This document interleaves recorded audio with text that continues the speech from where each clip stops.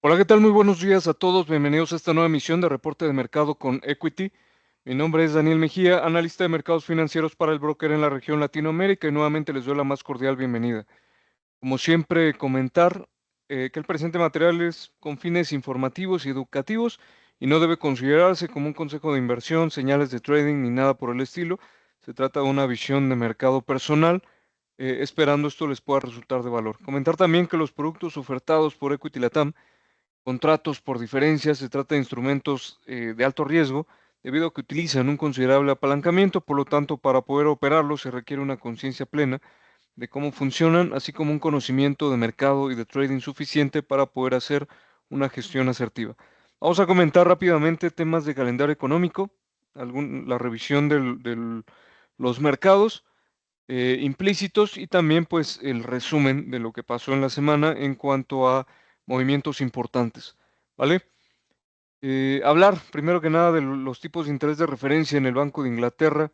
Tenemos una disminución de 25 puntos base, de acuerdo a lo que estaba esperando el consenso de analistas, llega al 4%, y esto viene, como le hemos comentado en diversas ocasiones, por las presiones en el Reino Unido desde el enfoque económico, principalmente los indicadores de empleo que, como podemos ver por aquí en la fuente de Trading Economics, pues ha estado creciente, ¿no? La tasa de desempleo en los últimos 3 años.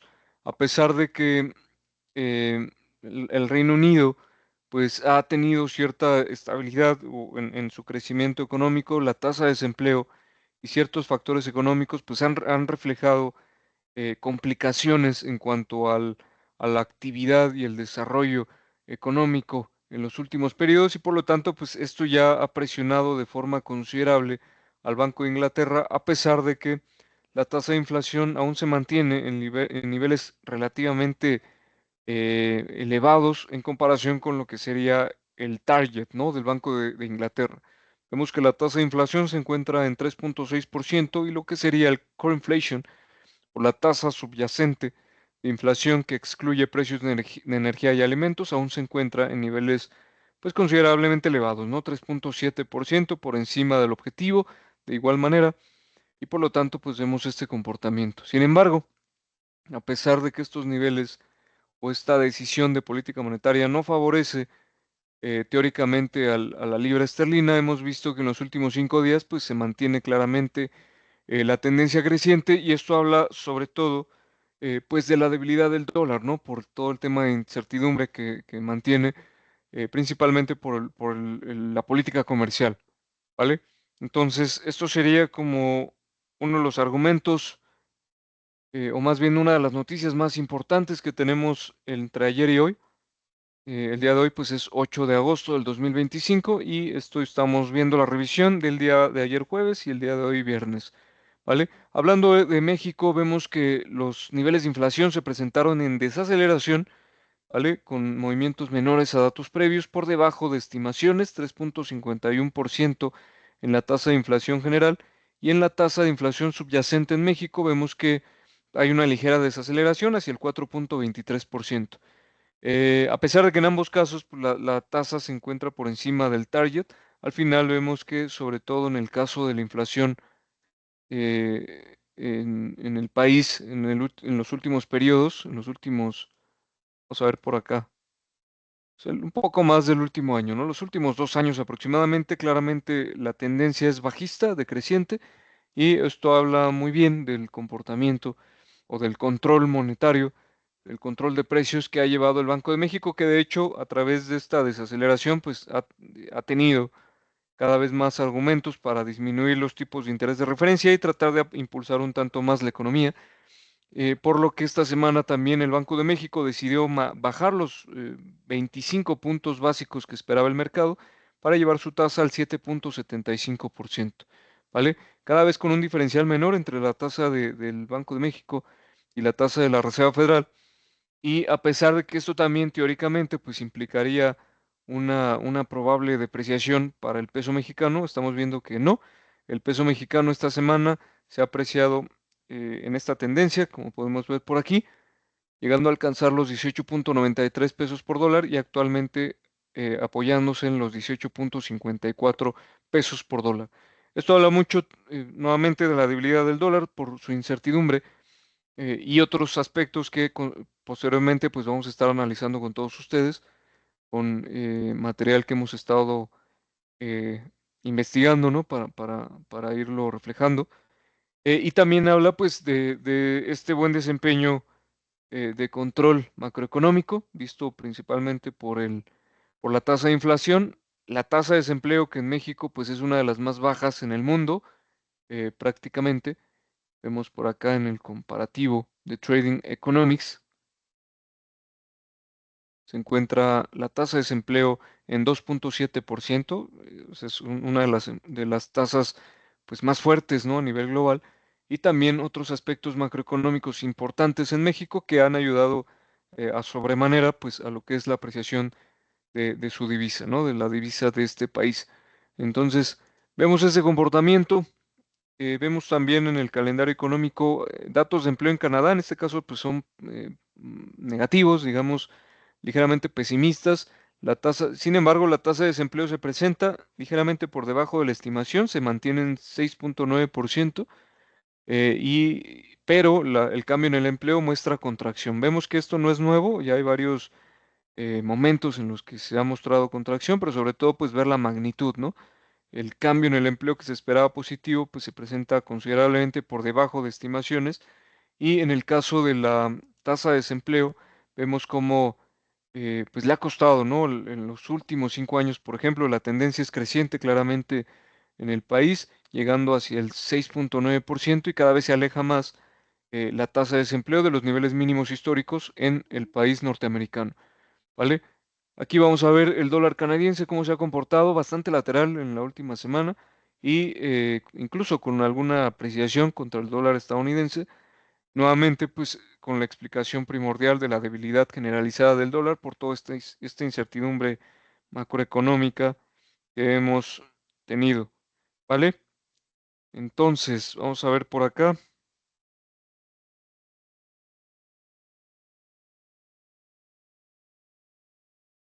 Eh,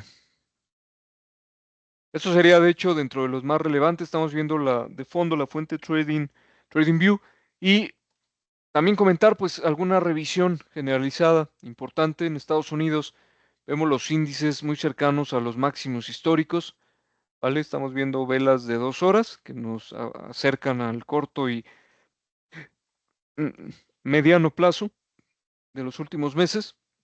Vemos cómo el Standard Poor's 500 y el Nasdaq prácticamente están cerca de máximos históricos, el Dow Jones cerca de su techo histórico, tratando de recuperar, pero también comentar que no han perforado el máximo previo para poder hablar de una continuación creciente, ¿no? Esta resistencia en los índices pues, es muy relevante y sobre todo pues comentar que hay cierta incertidumbre, principalmente geopolítica, porque el día de hoy pues se vence el plazo que había impuesto Donald Trump a Rusia para lo que sería el terminar con la guerra ruso-ucraniana, ¿no? Hasta este momento vamos a ver el oro de fondo, como también mantiene mucha incertidumbre por todo este aspecto geopolítico.